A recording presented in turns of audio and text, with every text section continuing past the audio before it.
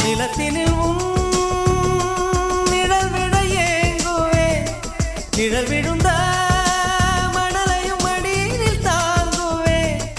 உடையனை எடுத்து என்னை உடுத்து நூலாடை கொடி மலர் இடையினை உறுத்தும் ரோஜா